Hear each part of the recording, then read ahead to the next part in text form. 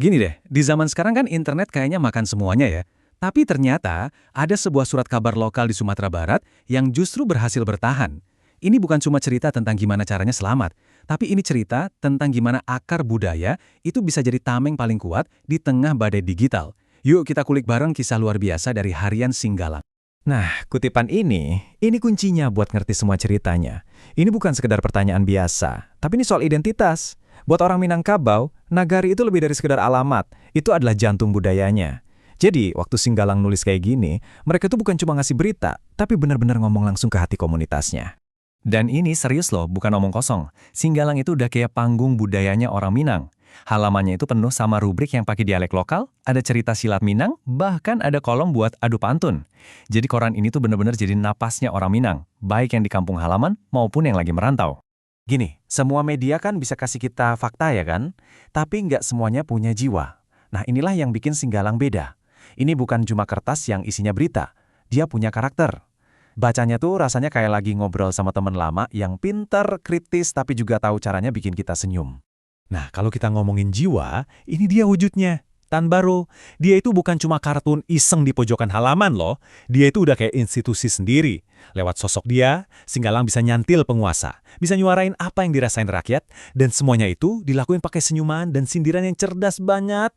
Biar kebayang nih seberapa pentingnya si Tan Baro ini, coba kita bandingin. Kalau se-Indonesia kenal Om Pasikom di Kompas, nah Sumatera Barat itu punya Tan Baro. Dengan gaya khasnya yang santai, pakai baju kain gunting Cino, dia jadi corong kritik sosial yang paling disegani, sekaligus paling disayang di sana.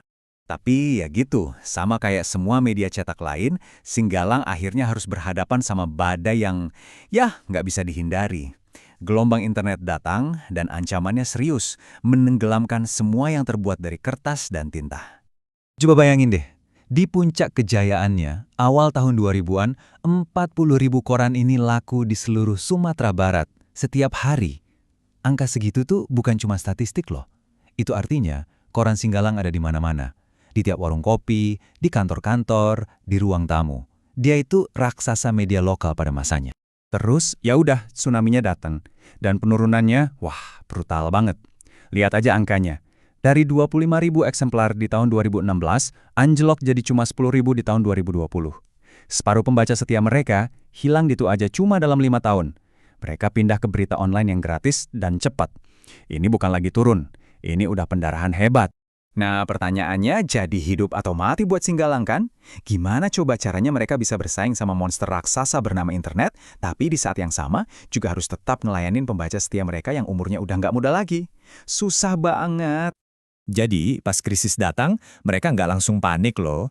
Justru sebaliknya, Singgalang masuk ke dunia digital itu pelan-pelan banget. Hati-hati, kayak orang lagi ngetes dalamnya air sebelum nyebur. Sebenarnya mereka ini udah cukup jauh ke depan loh, udah punya website dari tahun 2007. Tapi selama lebih dari 10 tahun, website itu kayak cuma pajangan doang.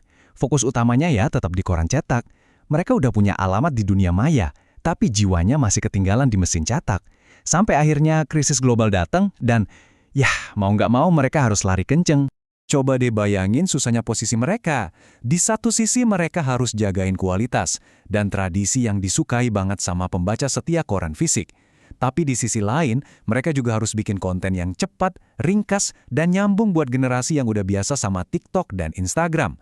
Ini dilema klasik banget buat media-media lama. Jadi gini, kalau internet itu ibarat tsunami yang datang pelan-pelan, nah pandemi 2020 itu kayak ombak raksasa terakhir yang nyaris ngegulung mereka. Tapi justru, dorongan inilah yang akhirnya maksa mereka buat berubah total biar bisa selamat. Angkanya ini benar-benar bikin miris sih.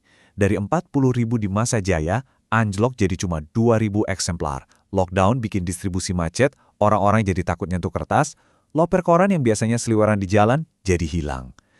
Ini benar-benar titik terendah mereka. Sebuah institusi budaya hampir punah. Tapi anehnya, justru pas lagi di bawah banget gini, mereka malah nemuin kekuatannya lagi. Krisis ini mereka paksa jadi momen buat berubah. Dari keterpurukan itu, Singgalang nggak cuma bikin rencana buat bertahan hidup. Mereka nyusun strategi buat, lahir kembali di dunia yang udah beda. Oke, strategi pertama mereka, dan ini yang paling penting, mereka fokus ke apa yang nggak bisa dikerjain media nasional. Mereka putusin 70% konten mereka itu harus berita yang super lokal. Berita soal nagari, kejadian di kabupaten, isu-isu komunitas yang nggak bakal pernah diliput sama media-media gede di Jakarta. Dengan cara ini, mereka bikin diri mereka nggak tergantikan buat komunitasnya. Jadi, rencana mereka itu ada 3 pilar utama. Pilar pertama, soal duit. Amanin pemasukan dari langganan instansi pemerintah daerah. Pilar kedua, soal jangkauan. Hajar semua platform digital dan media sosial buat narik pembaca baru. Dan pilar ketiga, ini yang paling mendasar. Jangan pernah lupain jiwa mereka. Rubrik budaya dan sosok kayak Tan Baro harus tetap jadi jantungnya. Nah, ini dia pelajaran paling penting dari semua ini. Di tengah dunia yang makin sama semua, di tengah konten yang seragam, kekuatan terbesar Singgalang itu ya kelokalannya itu sendiri. Mereka nggak nyoba jadi kayak media nasional. Malah sebaliknya, mereka jadi makin Minang, makin lokal, dan makin otentik. Dan ternyata, justru itulah yang nyelamatin mereka. Jadi, cerita Singgalang ini ninggalin kita sama satu pertanyaan gede kan? Di dunia yang isinya algoritma global dan berita viral, masih ada nggak sih tempat buat suara-suara dari komunitas lokal?